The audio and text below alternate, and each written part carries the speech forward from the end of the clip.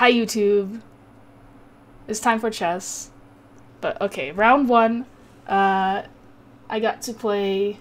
Well, okay, he played one knight f3, so I wanted to make a King's Indian. So that's what I did.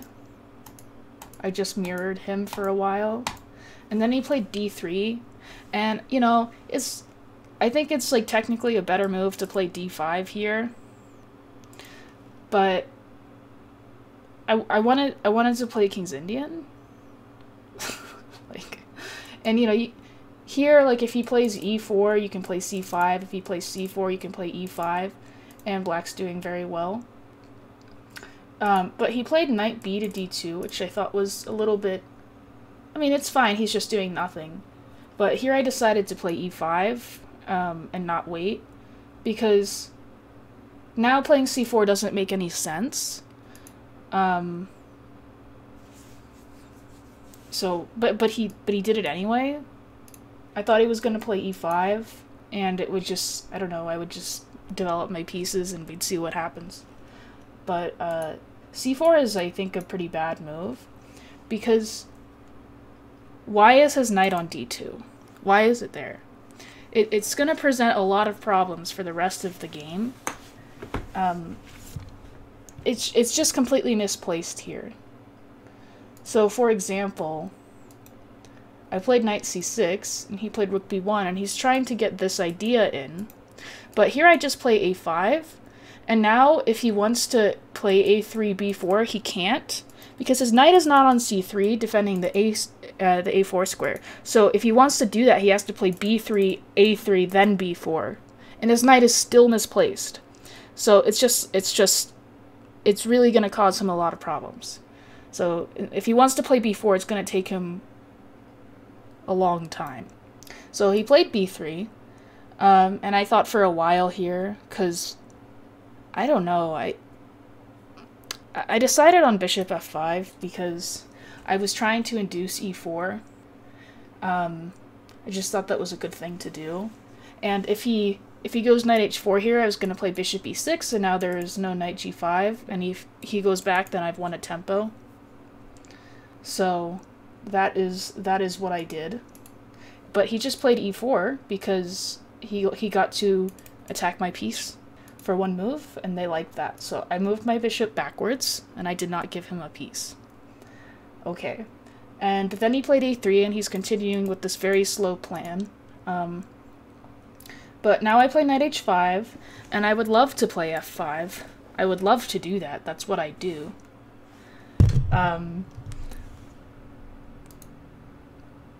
But now when he plays b4, okay, takes, I think is always good, because I have this a file for my rook, and if I want to attack, like, even sometimes I can swing the rook over and it's helping attack, so I think taking is good.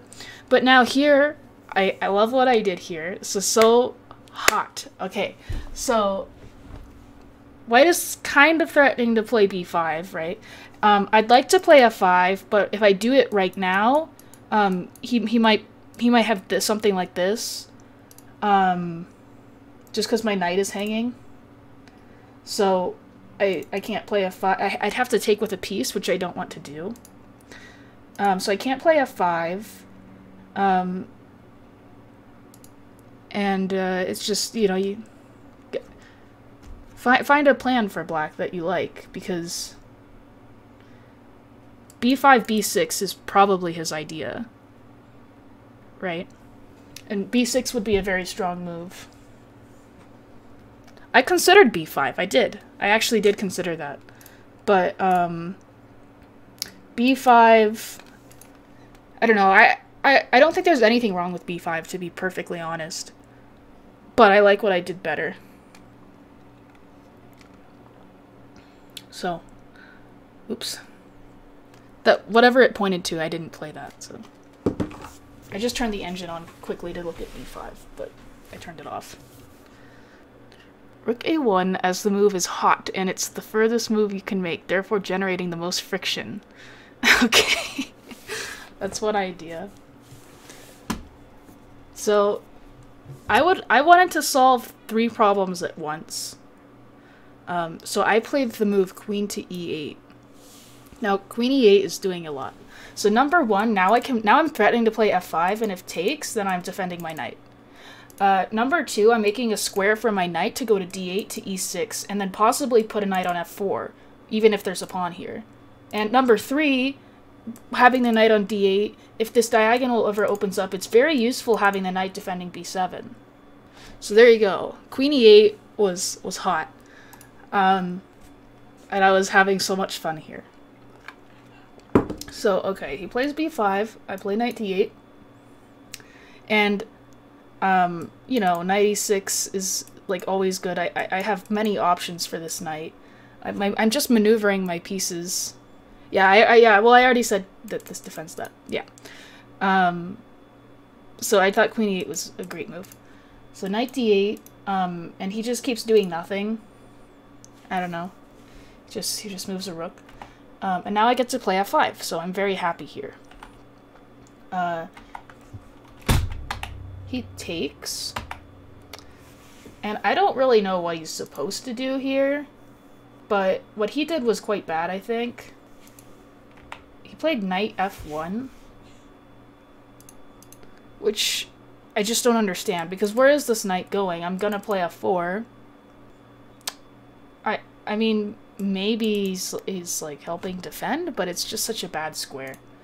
So I play f4, and now he doesn't have the square for his knight. I could play bishop g4 and, like, you know, pile up on a pin. I could, you know, play king h8 or something. I have a lot of plans on how to do stuff here. And it is very useful that my pawn is defended because of the knight on d8. So he played I think this move is a blunder. It felt like a blunder. So I'd like to play queen g6, but I can't right now, because if I play queen g6, well, it's not my move for one, but if I play queen g6, he plays knight h4, and then I just have to move my queen, like, either into a pin, which is not what I want to do, or just go back. So he plays knight g5, allowing me to play queen g6 with a tempo. He throws in this check, and I showed this game to Brian Wall, and he was like, he's coming in on the light squares. I like it.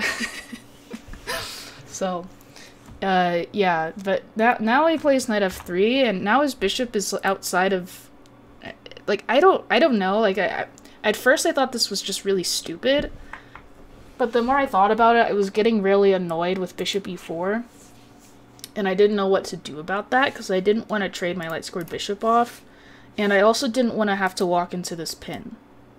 So, black to play here, there's many things you can do, but what I did was best. Just saying.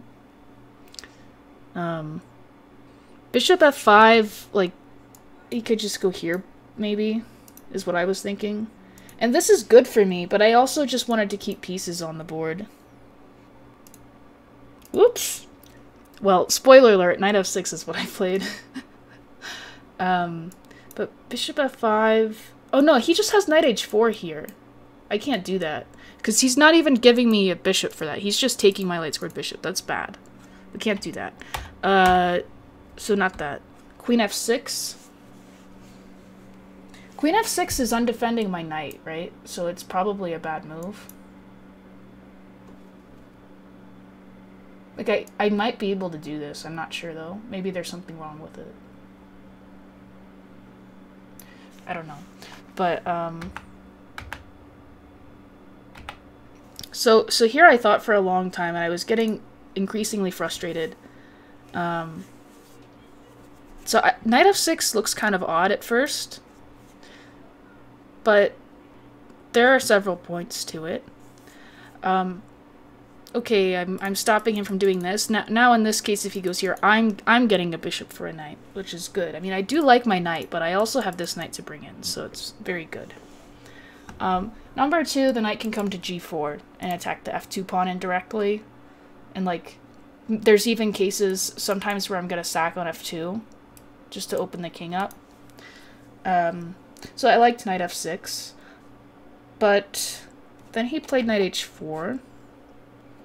and I played queen g5, and he went back, and I played knight g4, and he played knight f3.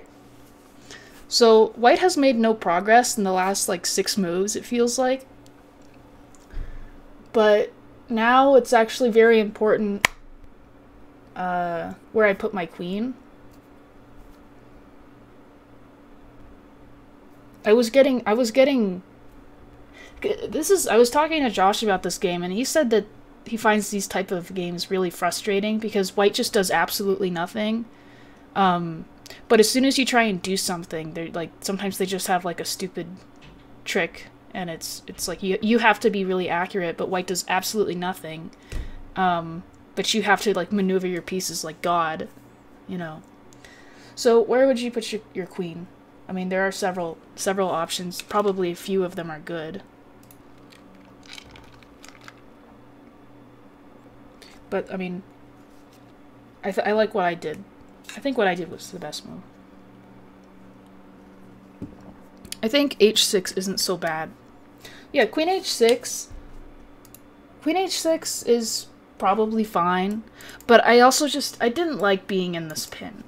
Maybe that's a superficial thing to be worried about. But it just made me a little bit uncomfortable. But I don't know. Yeah, I mean, queen h5 is probably fine too. But I thought he would play h3 there. And I was annoyed with that. So I'd have to put my knight back on f6. So maybe queen f5 is good too, but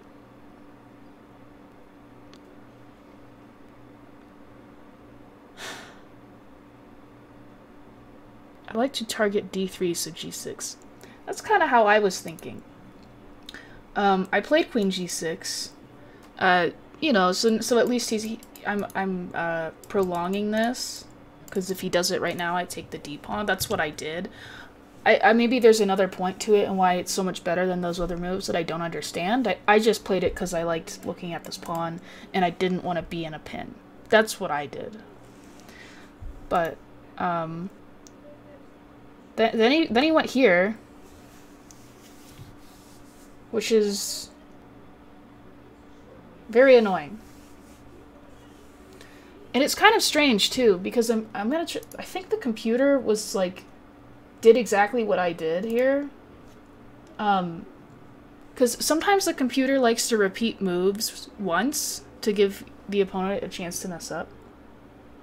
So I actually did play queen g5 here, and he went back to f3, and then this time, you know, it even says queen g6 here again,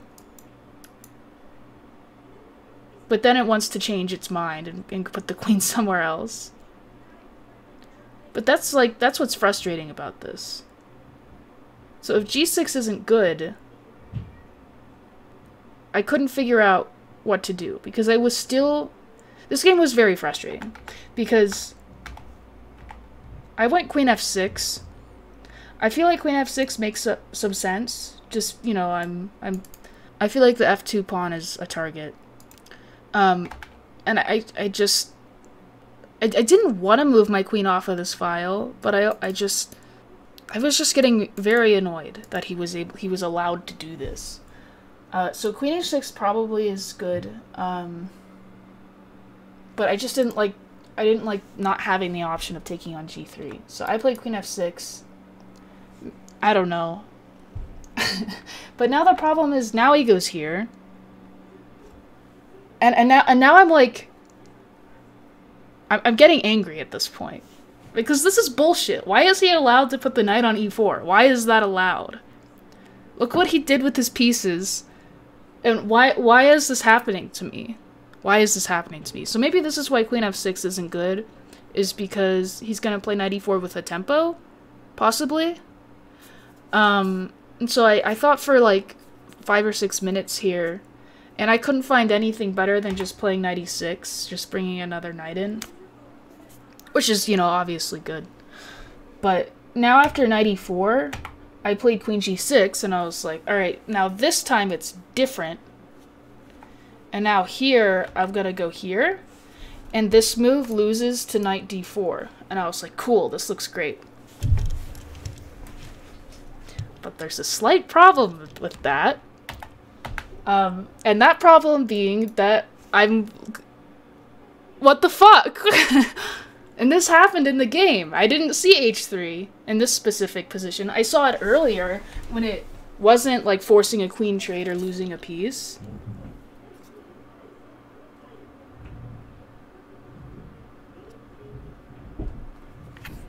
Do you hear what's that noise, or are you not able to hear that?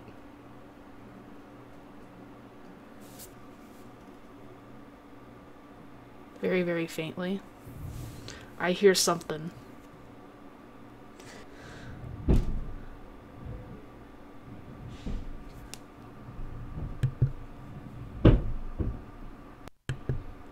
I think they're like yeah, they're doing stuff in the other room. It's okay. So he played h3, which I genuinely missed. I thought he was gonna play bishop f3 and lose because this is a really, really good move. But yeah, he just plays h3, and I'm like, if I have to go back, I'm just worse here. I think this is a terrible position now. If he gets to trade queens, so I just felt like that wasn't an option, and I have to sack a piece. That's what I felt like. So I was forced to sack a piece here. But listen, okay, I played knight d4, and I was pretending. I was just pretending that I did this on purpose. Because it does get kind of difficult for white to defend here. So he takes, and I play bishop g4, and now the only move is queen d2, because f3 is always losing to this, because the knight is hanging. So f3 is never working. So queen d2, and so I play knight e2 check. Now white to play here, white to play. You have a lot of options. You can move the king somewhere, or you can take the knight.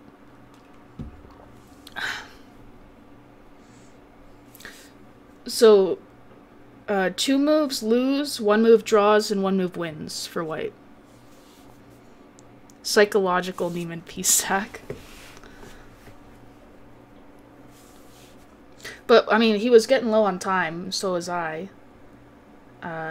So I mean, I think practically I win this game every time, so it's fine. I don't need the piece. But, so king f1 loses to knight takes g3 check, which is really brutal. I mean, that's fucking disgusting. Because what do? If you take this way, I take, and this is all blocked off. And, I mean, you can't block, so you have to go to g1, and now I take, and how are you stopping mate? How do you... I don't really even know. You have to, like, hang a piece or something, and that doesn't even work. So king f1 loses. So what else do we have?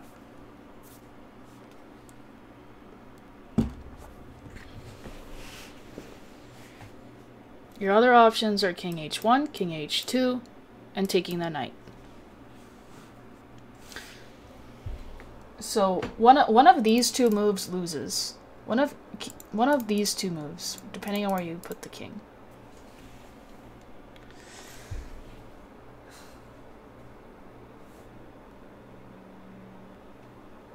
So where do we... My opponent took on e2. That is what my opponent did.